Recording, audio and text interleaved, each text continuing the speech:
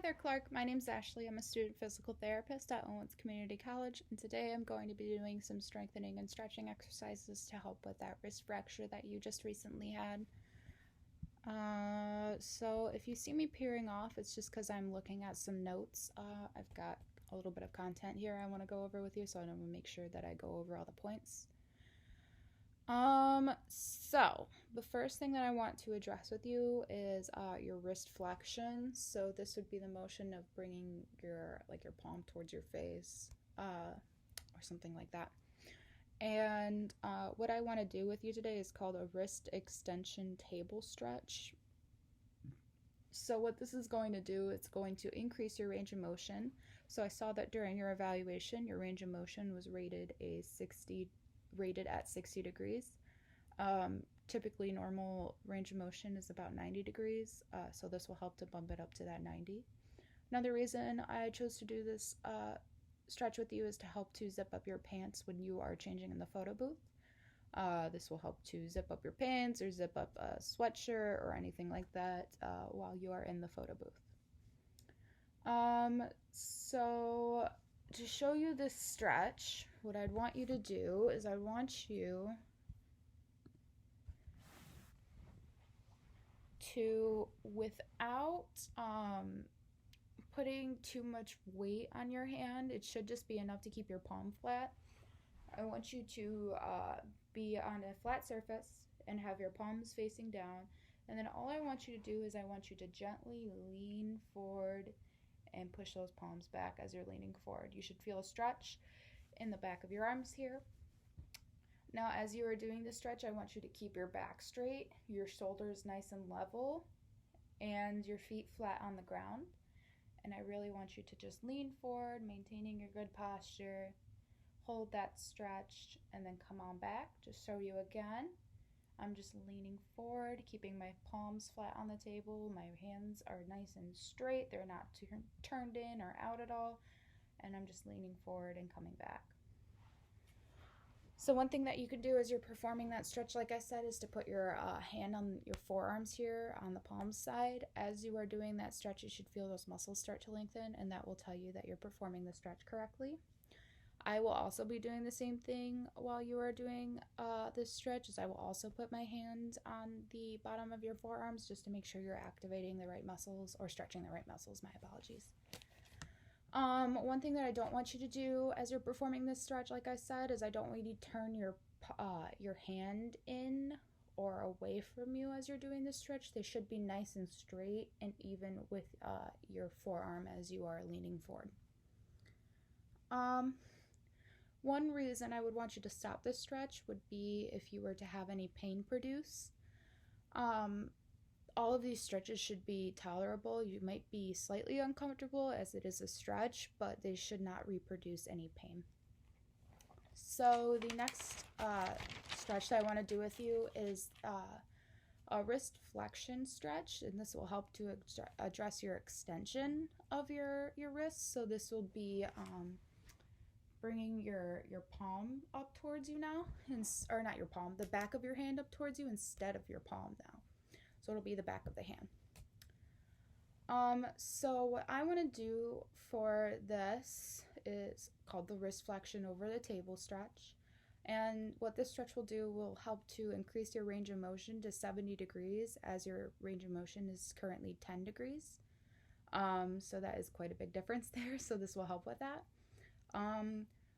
Wrist flexion will also help to take off your pants and socks to get dressed as you are getting dressed in the photo booth. And I know you don't have much room in there, so you probably have to use your wrists a little bit more as you can't really compensate with your arms. So this will help with that and help you to be speedy changer. So what I want you to do for the stretch is I want you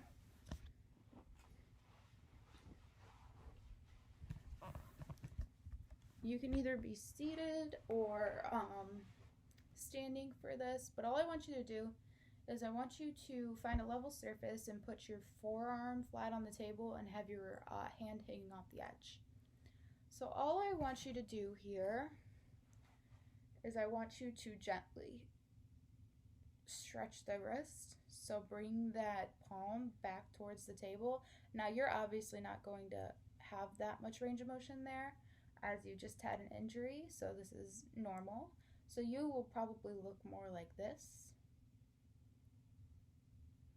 and that is totally good. As we are working overtime to get you here. So I want you to keep your shoulders back during the stretch. Your back should be straight, and you should either be seated pretty securely with your feet on the floor, or I'm sitting on the floor right now, so you could also do that if you feel needed. Um, or if you're standing, then keep your feet flat and shoulder width apart. I've got my good posture, and then I'm going to have my hand over the edge here, and then I'm just going to gently push my hand down to feel a nice gentle stretch. Hold that stretch, and then relax.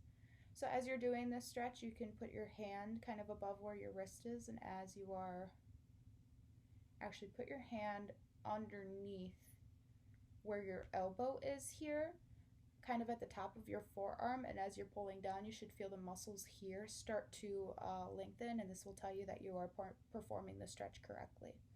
So to show you again, here, pushing down, I'm feeling here to see if the muscles are lengthening, to know that if I'm performing the stretch correctly. I will also do the same thing as you are performing the stretch. I will also have my hand on the top of your forearm just to make sure that you're performing the stretch correctly.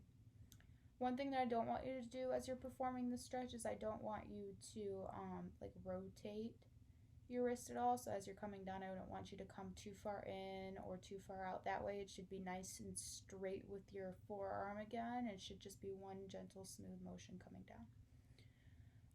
One reason I would want you to stop this stretch would be if you were to have any pain reproduced. Like I said, you had hardware and you had a fracture of your wrist, so we really want to be gentle with these exercises and make sure not to reproduce any pain, to make sure there's no damages to what we just repaired. So the next thing that I want to do with you, these are both going to be some isometric exercises. So during your evaluation, I noticed that, let's address your radial deviation first. So your radial deviation is bringing your thumb to your wrist, so it's like a waving motion coming this way towards you. So I noticed during your evaluation that you are a 2+ out of 5 in this motion, which just means that you can't perform the full range of motion within a gravity eliminated position, but you have something there. So these will help to address that and get you to a full range of motion so that we can do that against gravity here soon, and then eventually get you to your full strength. So just to start off with, I want to do, so we said radial deviation, so we'll do radial deviation isometrics. So what I want you to do here is you can have your hand kind of flat here, and you can even do this as you're sitting, but I want you to kind of keep your elbow pretty supported, just not, and also your wrist should be nice and straight with your forearm. If you need any support, you can keep it on the table too. So I'm going to show you how to do this on the table just to start off with. So for this exercise, a couple of things to keep in mind per usual. Keep the shoulders back straight, no rounding of the spine. I'm sitting on the floor, but if you were sitting, I would want you to have your feet flat on the floor just for stability, and if you're standing, then I'd want you to have your feet shoulder width apart and your feet also flat on the floor. So what I want you to do is we're working on bringing this thumb in towards the inside of your elbow, so in towards your wrist. So all I want you to do is I want you to put your hand kind of like where your thumb meets your wrist, and as you are coming back, I don't want you to let your wrist move, but you're meeting the resistance of your hand here. So you're feeling a contraction, but your wrist isn't moving. So that wasn't a really good example, so I'll show you again. My shoulders are back, my back is straight, my feet are flat on the floor. Let's pretend. And my hand will be on the back side of where my thumb meets my wrist, and then I'm just going to meet that resistance here, and then without moving my wrist, I will contract the muscle. I'll hold that for 10 seconds and then relax, and then we'll repeat that 10 times and relax for 10 seconds. So to show you one more time, my hand is on the bottom part of my thumb, and then without letting my wrist move at all, I'm just pressing against my hand here. You can kind of see there. Just to as much as I can tolerate, and then hold that for 10 seconds and then relax. So one thing that you can do as you're performing this exercise to make sure that you're performing it correctly is you're feeling that contraction in the right place as you are doing that resistance. So when you put your hand here, you can feel the contraction of where your thumb and your wrist meet, and that will tell you that you're performing the exercise correctly. As you're doing that, I will also be doing the same thing. So I'll put my hand or my fingers here where your wrist meets your thumb, just to make sure that you're contracting the right muscle as you are resisting. One thing that I don't want you to do as you are performing this is I don't want you to rotate your wrist at all. It should just be a straight shot motion. You should keep your palm flat on a flat surface until you get more comfortable with it to where you can perform it when you're just sitting there. But just to start off with, keep it flat on a surface. That way you don't rotate at all, and then meet that resistance of your other hand, of your left hand. And then one reason I would want you to stop this exercise would be if you were to tire pretty fast from this. So if your muscles start to get really tired after doing this exercise for a short period of time and they were to fatigue easily, I want you to stop the exercise so that you don't overuse the surgically repaired area, and to reduce any function and to possibly injure you. So for your next exercise, I want to do some isometric ulnar deviations. So this is just the same thing, but in the opposite direction. So you're bringing your pinky towards your wrist now. So I noticed that during your evaluation, you were rated a 3 out of 5 for this motion, which means that you can perform it against gravity. For this exercise, I want you to do it without gravity, but we're going to be providing resistance so that you can eventually get used to that resistance. So we'll still be doing that isometric exercise just to start you off with. So to show you what ulnar deviation looks like, so like I said, you're bringing that pinky to the wrist now, so you're coming this way, but you're not going to be moving your wrist at all. So you're going to place your fingers on the outside of your pinky here, and then you are going to meet the resistance of your left hand on your right, and you are going to just resist and get a good contraction, and then go ahead and relax. So you'll hold that for 10 seconds, repeat that 10 times, and relax for 10 seconds in between. So to show you again, my fingers are on the outside of my pinky here, and then I am just going to bring my pinky out, or not bring it out, but without moving my hand. Sorry, let me show you again, my apologies. So my left hand is on the outside of my right hand, the pinky of my right hand. Without moving my wrist, I'm going to meet the resistance of my left hand with my right hand and make that muscle contract. So without moving, I'm going to resist it, keeping my elbow in the same position, my wrist in the same position. Try to keep your elbow straight. It makes it a little bit easier as you're doing this. And then relax. You'll hold that for 10 seconds to show you again.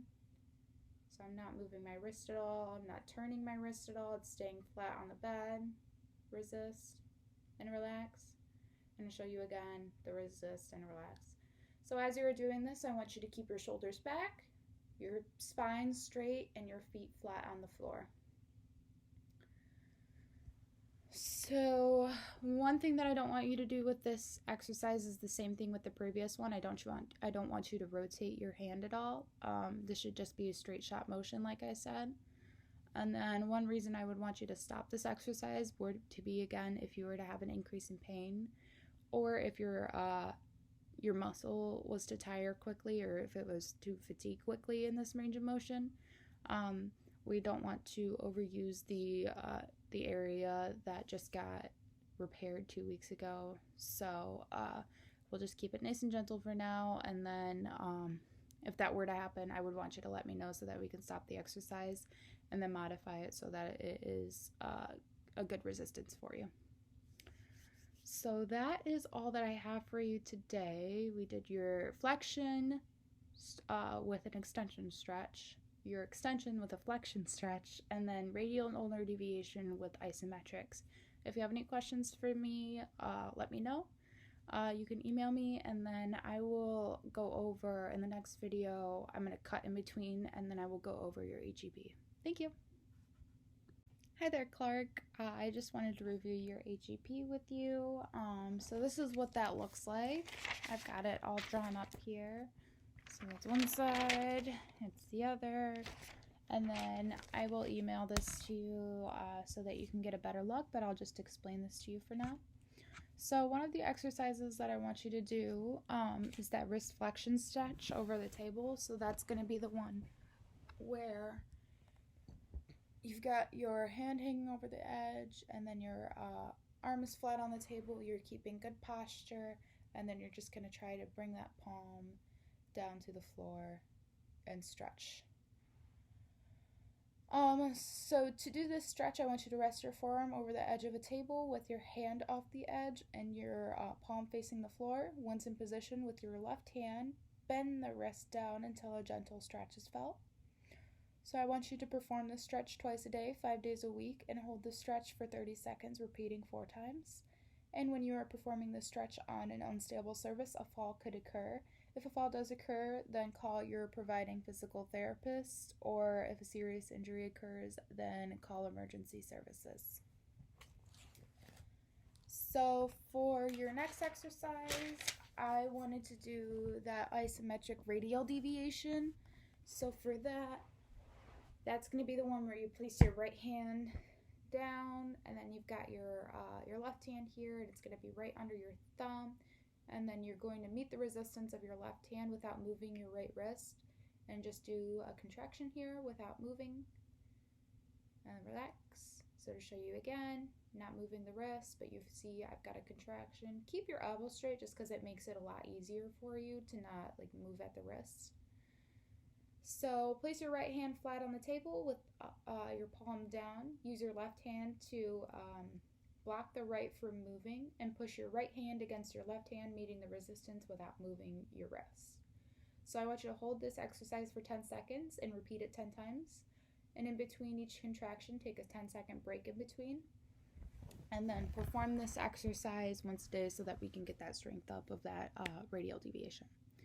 So again, when performing this exercise on an unstable surface, a fall could occur. If a fall does occur, then call your providing physical therapist. If serious injury occurs, then call emergency services.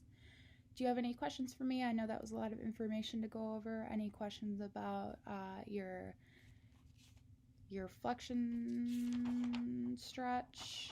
It was flexion, right? Yeah, your flexion stretch or that radial deviation isometric contraction. Anything over like any of how to do it, or how long to do it, or who to call?